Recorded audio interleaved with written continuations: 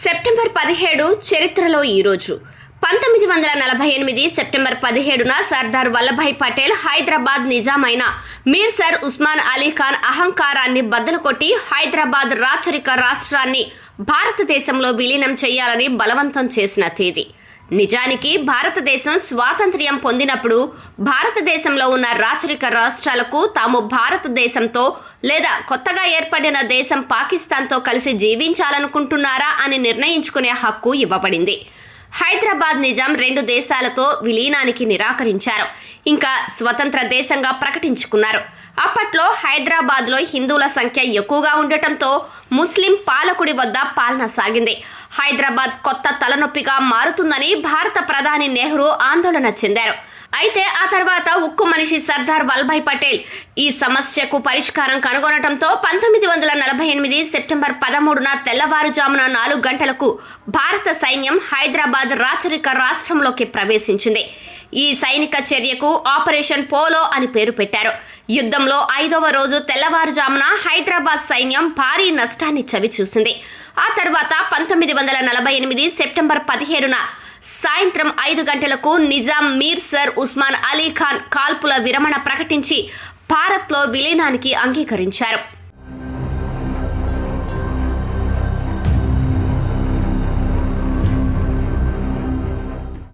ఇప్పటి వరకు భారతదేశం అత్యంత శక్తివంతమైన ఇంకా దూరదృష్టి గల ప్రధానమంత్రిగా పరిగణించబడుతున్న నరేంద్ర మోదీ పుట్టినరోజు నేడు. ఆయన గుజరాత్లోని వాద్నగర్లో 1950 సెప్టెంబర్ 17న జన్మించారు.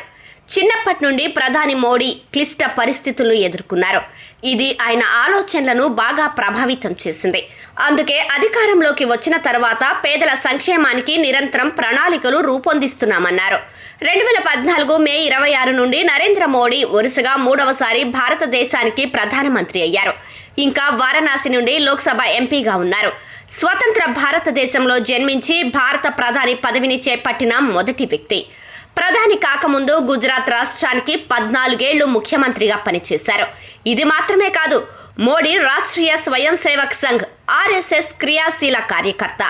నేడు మోడీ ప్రపంచంలోనే అత్యుత్తమ ఇంకా శక్తివంతమైన నాయకుడిగా పరిగణించబడుతున్నారు. ప్రతి దేశం వారితో అనుబంధం కలిగి ఉన్నందుకు గర్వంగా ఉంది. ఎందుకంటే దౌత్య సమతుల్యతను ఎలా కాపాడుకోవాలో ఆయనకు తెలుసు. సోషల్ మీడియాలో ప్రపంచంలోనే అత్యంత ప్రజాదరణ పొందిన ప్రజానాయకుడు కూడా మోదీయే. నరేంద్ర మోదీ ప్రధానమంత్రిగా ఉన్న సమయంలో జమ్మూ కాశ్మీర్లో ఆర్టికల్ 370 రద్దు, ట్రిపుల్ తలాక్, కొత్త విద్యా విధానం, రామమందిర నిర్మాణం మరియు ఇంకా ఎన్నో దురాచారాలకు స్వస్తి పలకడం వంటి అనేక ముఖ్యమైన నిర్ణయాలు తీసుకున్నారు.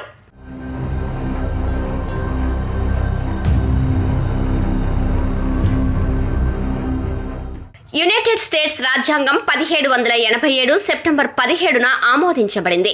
ఈ రోజున ఫిలాడెల్ఫియాలో రాజ్యాంగ సమావేశానికి ప్రతినిధులు రాజ్యాంగంపై సంతకం చేశారు. రాజ్యాంగం ఆమోదించబడిన తర్వాత ఇది 1789 మార్చి 4 నుండి అమల్లోకి వచ్చింది. అమెరికా రాజ్యాంగం రాతపూర్వక రాజ్యాంగం.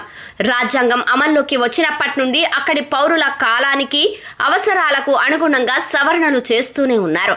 రాజ్యాంగాన్ని ఆమోదించినప్పటి నుండి దానిలో 27 సవరణలు జరిగాయి. అమెరికా రాజ్యాంగం ప్రపంచంలోనే మొట్టమొదటి లిఖిత రాజ్యాంగం. దీనిలో రాష్ట్రాల రూపం, పౌరుల హక్కులు ఇంకా అధికారాల వికేంద్రీకరణ అమలు చేయబడ్డాయి. యుఎస్ రాజ్యాంగం పూర్తిగా ఆలోచించి వ్రాయబడింది అనే అర్థంలో భిన్నంగా ఉంటుంది. ఇది బ్రిటన్ రాజ్యాంగం వలె క్రమంగా అభివృద్ధి చెందలేదు. అత్యంత ఆశ్చర్యకరమైన విషయం ఏమిటంటే ప్రపంచంలోనే అత్యంత శక్తివంతమైన దేశమైన అమెరికా రాజ్యాంగం ప్రపంచంలోనే అత్యంత పొట్టిగా, సంక్లిప్తంగా ఉండే రాజ్యాంగం. ఈ రాజ్యాంగంలో 400 పదాలు మాత్రమే ఉన్నాయి.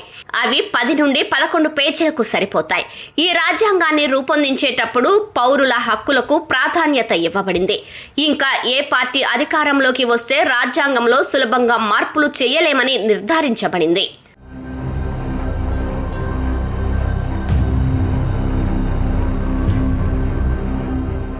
వామన్ రావు లాఖే 1872 సెప్టెంబర్ 17న రాయ్పూర్లో జన్మించారు. ఛత్తీస్గఢ్కు చెందిన ప్రముఖ వ్యక్తి వామన్ రావు లాఖే ప్రముఖ రాజకీయవేత్త, సామాజిక కార్యకర్త ఇంకా పాత్రికేయుడు. ఆయన తండ్రి పేరు బలిరామ్ లాఖే. 28 సంవత్సరాల వయసులో వామనరావు ఛత్తీస్గఢ్ మొదటి వార్తాపత్రిక ఛత్తీస్గఢ్ మిత్ర సంపాదకుడు పండిట్ మాధవరావు సప్రేలో చేరారు. 1916లో బ్రిటిష్ ప్రభుత్వం ఆయనకు Roy Saheb బిరుదునిచ్చింది.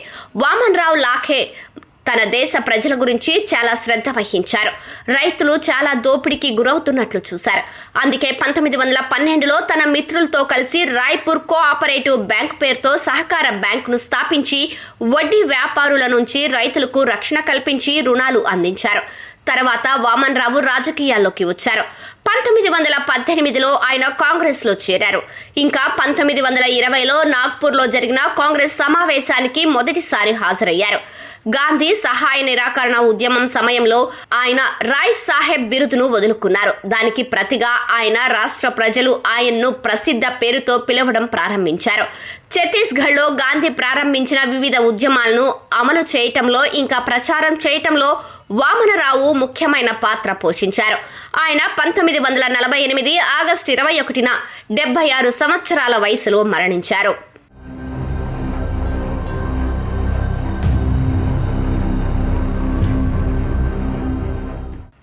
2017 September 17న Korea open badminton టోర్నమెంట్లో విజేతగా నిలిచిన తొలి భారతీయ మహిళగా పివి సింధు నిలిచింది.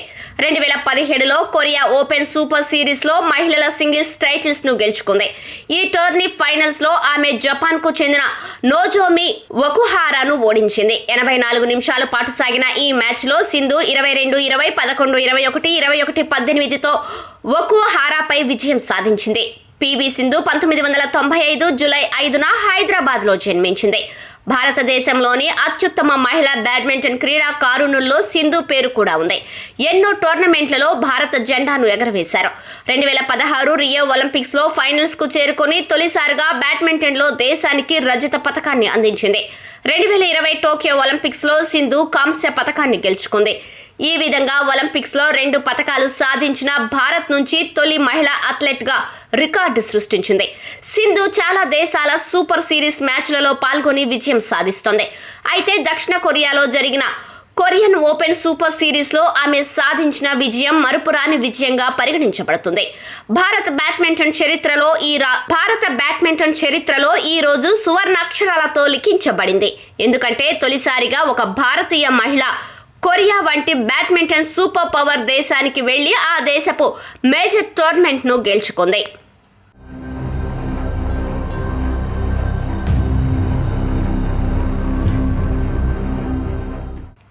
2011 సెప్టెంబర్ 17న న్యూయార్క్ నగరంలో వాల్ స్ట్రీట్ ఆక్రమించు ఉద్యమం ప్రారంభమైంది.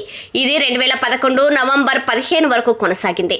ఈ ఉద్యమం ఆర్థిక అసమానత, కార్పొరేట్ దురాశ ఇంకా రాజకీయాలలో పెద్ద ఆర్థిక డబ్బు ప్రభావానికి వ్యతిరేకంగా జరిగింది. ఈ ఉద్యమం అమెరికన్ రాజకీయాల్లో సంపద అసమానతలపై కొత్త దృష్టికి నాంది పలికింది. నిజానికి ఆ సమయంలో అమెరికన్ ప్రజలు ఆదాయ వ్యత్యాసాల గురించి చాలా ఆందోళన చెందారు. ధనికులు మరింత ధనికులవుతున్నారు. పేదల పరిస్థితి మరింత దిగజారింది.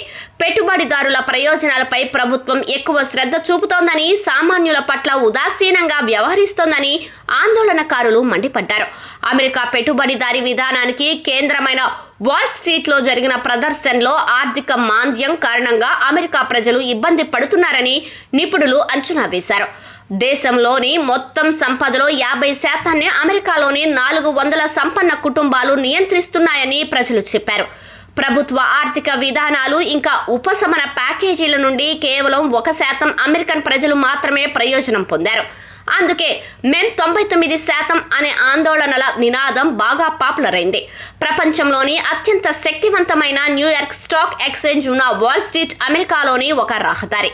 కానీ 2011లో అక్కడ మొదలైన వాల్ స్ట్రీట్ ఆక్రమించు ఉద్యమం యావత్ ప్రపంచం దృష్టిని ఆకర్షించింది.